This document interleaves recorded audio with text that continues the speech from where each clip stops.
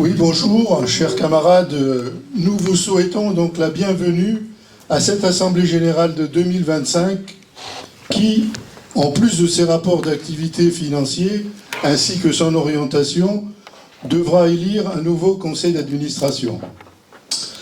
C'est notre trésorier Robert qui interviendra donc sur les finances, comme vient de le rappeler Alain. Jean-Pierre donc sur le plan de travail et l'orientation 2025. Et Alain, concernant donc les propositions du nouveau CAO. Qu'il s'agisse de notre bilan 2024 ou du projet 2025, il faut les situer dans un moment politique et social dans lequel se déroule notre Assemblée Générale pour lui donner toute son efficacité et les niveaux qu'il faut atteindre pour mener les batailles qui sont les nôtres au sein de l'IHS. Nous vivons de grands bouleversements en France, en Europe et dans le monde. Un moment historique des enjeux de société. Nous sommes confrontés à des bouleversements profonds, rapides, qui traversent toutes les sphères de la société. Économie, écologie, technologique et toutes les relations internationales. Il s'agit d'une intensification violente des contradictions fondamentales du système capitaliste, qui exerce les tensions entre les classes sociales. Il y a un affrontement de classes qui s'accélère. Une part grandissante des principaux acteurs capitalistes, qu'ils soient dirigeants et actionnaires des plus importantes capitalisations boursières occidentales, qu'il s'agisse des dirigeants des GAFAM aux grandes industries stratégiques, elles se saisissent tous pour accroître leur taux de profit dans une situation où cela est rendu considérablement plus difficile parce que le développement capitaliste de ces dernières décennies a brisé toutes les bases productives d'une croissance saine pour alimenter une croissance financière qui détruit l'humain et la planète et génère d'immenses inégalités. À cette situation économique, il y a l'arrivée de Trump à la tête de la première puissance mondiale qui est en train de précipiter le développement de ce que l'on pourrait qualifier le capitalisme, on pourrait le qualifier néolibéralisme factieux, capitalisme féodal, l'humanité par exemple dans un article on donne un autre titre, mais c'est pour bien montrer l'ampleur et la situation dans laquelle nous sommes. C'est la privatisation des États. Précédemment, le capitalisme, il avait ses relais dans les États pour appliquer ses politiques. Aujourd'hui, ils sont propriétaires des États. La création d'espaces dans lesquels le capital règne en maître incontesté et où la démocratie n'a plus de place. Ce développement s'accompagne d'un impérialisme au mépris du droit international, comme en témoignent les revendications territoriales du président américain sur le Canada, le Groenland ou encore le canal de Panama. Des menaces de guerre qui s'amplifient et l'anéantissent, par exemple, la situation que nous connaissons pour le peuple palestinien et son territoire et leurs terres. Les places financières ont fini l'année 2024 en grande pompe et les géants du CAC 40 ont versé plus de 100 milliards d'euros de dividendes, un record historique pour la 4e année consécutive. Pour LVMH, c'est 7,5 milliards de dividendes et rachats d'actions. Quant aux très grandes fortunes dont il fait partie, aux 0,1%, les plus riches, une note de la Direction générale des finances publiques nous apprend que leur patrimoine a doublé entre 2003 et 2016, puis il a encore augmenté de 20% entre 2017 et 2022. Et leur taux d'imposition, par contre, a baissé puisqu'il était à 30% et il est réduit à 25%. Voilà la réalité. Alors, au vu de ces chiffres, quand Sophie Binet remet en place Bernard Arnault, qui ose venir pleurnicher dans les médias, qu'il n'en a pas assez, je pense que là, c'est vraiment de niveau. Nous le voyons bien, c'est le coût du capital, des intérêts payés au marché financier et des dividendes des actionnaires qui coûtent, et non pas lorsque la dette qui sert à justifier un plan de plus de 30 milliards d'austérité qui appauvrit le pays et met à terre notre économie, comme pourrait le faire croire et comme le fait croire le Premier ministre. Notre pays vit un véritable effondrement industriel sous la pression du capital, un effondrement encouragé par l'État. La sidérurgie, la chimie, l'automobile, vous en avez entendu parler.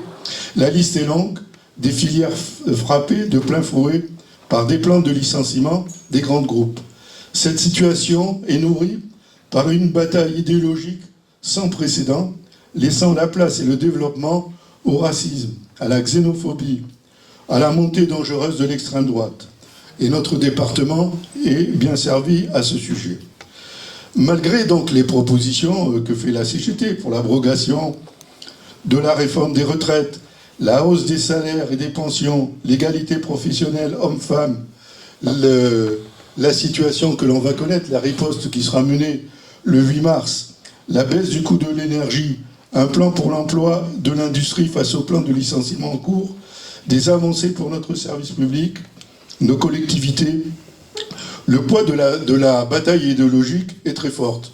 Les difficultés dans lesquelles sont les salariés et leur riposte nous interpellent sur les luttes passées et notre histoire sociale, au moment où se multiplient les manifestations et la recherche d'issues à ces luttes et les interrogations, notamment sur les nouvelles technologies et notamment l'IA. Notre institut a terminé l'année avec 179 adhérents, dont 26 bases syndicales. L'année écoulée est caractérisée, en ce qui nous concerne, par 4 moments forts, dont 3 ont été visibles.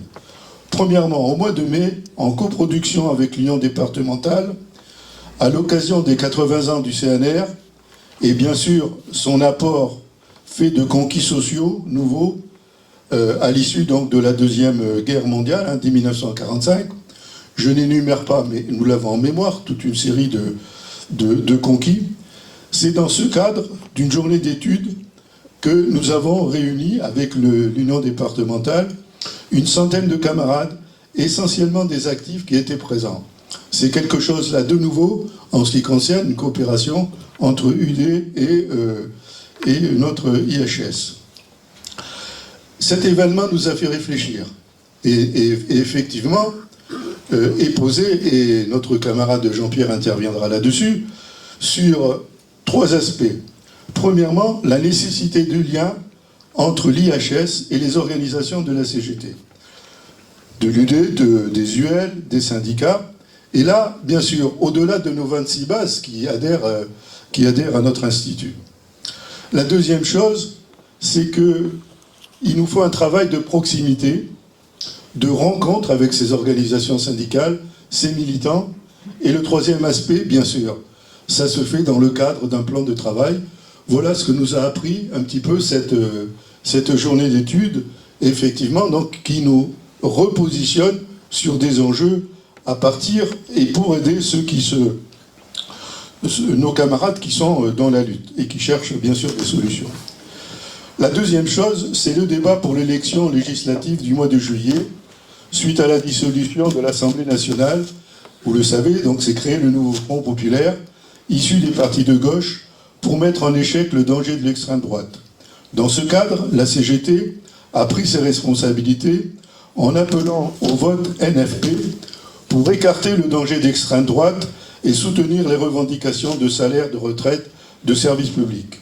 Il nous est apparu, à l'issue donc du scrutin, il nous est apparu nécessaire, lors de notre conférence du 4 décembre, de comparer les situations historiques des rapports de force entre 2024 et 1936. La nécessité d'un mouvement social puissant en convergence avec la constitution du Front populaire et l'engagement de la CGT en 1936, engagement qui s'est fait à partir des années 1934, c'est-à-dire qui a duré entre 24 et 25 mois. Le troisième aspect qui nous paraît important, c'est la parution du livre, l'introduction à la théorie marxiste, qui est disponible. Il a été proposé pour aider les militants, les syndiqués en formation, dans un monde où l'exploitation économique et les inégalités continuent de s'accentuer. Il est nécessaire de renouer avec les outils d'analyse théorique pour comprendre et transformer les rapports de force qui structurent notre société. Ce livre offre une introduction claire et accessible aux concepts fondamentaux de la théorie marxiste. Un cadre qui s'est révélé essentiel pour comprendre la lutte des classes, la dynamique du capitalisme et les conditions des travailleurs d'aujourd'hui. À ce sujet, nous en avions commandé 300, ce qui est un nombre important et qui est aujourd'hui largement dépassé, parce qu'il est pris en compte par un maximum d'organisations et de militants.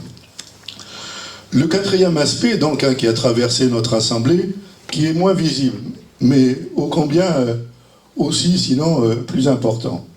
Nous avions mis à l'ordre du jour de l'Assemblée de 2024, sous forme de colloque, je le cite, les questions de la production, de la consommation et de l'environnement face à la révolution informationnelle et la transition écologique.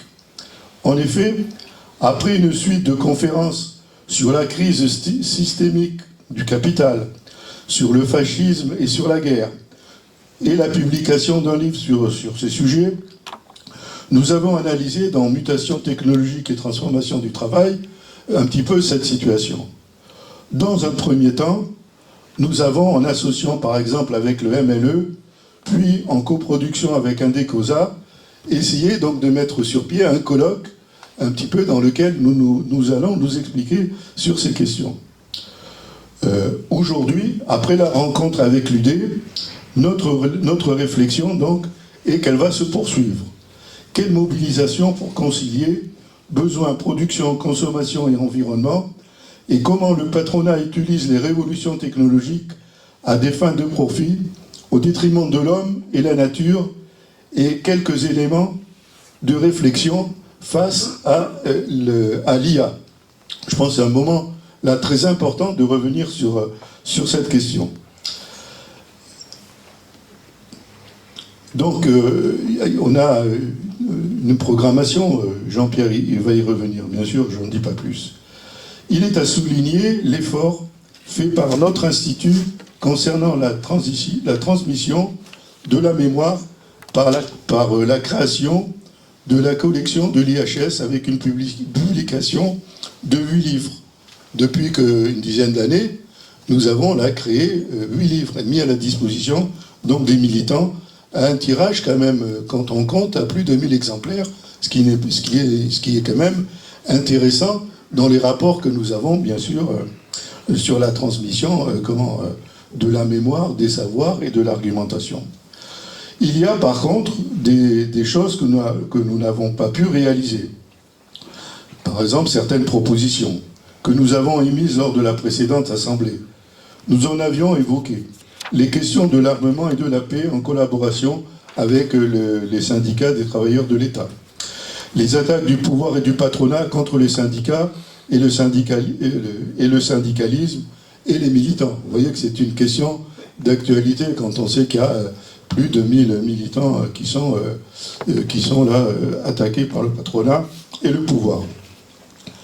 L'année 2024 a été fructueuse dans les rencontres, les coproductions de notre institut avec la CGT. C'est un aspect, je tiens à le souligner, important, et de l'écoute que nous avons eue donc à ce sujet, donc avec l'organisation départementale. Alors, ces organisations de syndicats, qu'elles soient adhérentes, je le répète, ou non à notre institut. Ce que l'on peut remarquer, c'est qu'auparavant, si l'IHS était considéré comme un complément de notre histoire sociale, comme quelque chose un petit peu d'à côté, nous avons franchi un pas, nous avons fait franchir un pas, c'est qu'aujourd'hui, l'IHS, on peut dire qu'elle est considérée comme un élément nécessaire, intégrant de nos luttes pour mieux percevoir les enjeux de classe qui traversent l'histoire sociale et bien sûr celle du Var en particulier. Donc il y a beaucoup de travail en perspective. C'est avec cette volonté que nous voulons renforcer nos liens avec l'UD, je l'ai dit, aider à la formation, l'archivage, l'écriture de l'histoire sociale et sa propagande, conférences, journaux, sites sur les questions essentielles. Comment comprendre la crise systémique du capitalisme, ses solutions, la fascisation donc, de la société et les conséquences sur le monde du travail, sa restructuration historique et les réponses qui ont été apportées par la CGT des travailleurs. Donc Jean-Pierre, donc là-dessus, va y revenir. Mais auparavant, je voudrais vous dire ceci. J'ai demandé à ne pas renouveler la présidence de notre IHS. Rassurez-vous, c'est pas parce qu'il y aurait un désaccord ou je ne sais quoi, mais j'ai été élu pour remplacer Alain. Ça a été une tâche lourde, bien que très très entouré par les camarades du bureau, dans lequel je finirai jamais de les remercier. Donc ça a été vraiment le collectif qui a été devant. On le sait, donc un mandat de 3 ans est toujours insuffisant. Cependant, mon âge m'interdit d'aller au-delà. Ce n'est pas qu'une question individuelle, notre collectif doit rajeunir, et en particulier notre bureau. Nous allons y veiller avec, bien sûr, j'espère que le nouveau conseil d'administration votera donc le bureau, et plus particulièrement Jean-Pierre comme président. Voilà, je vous remercie.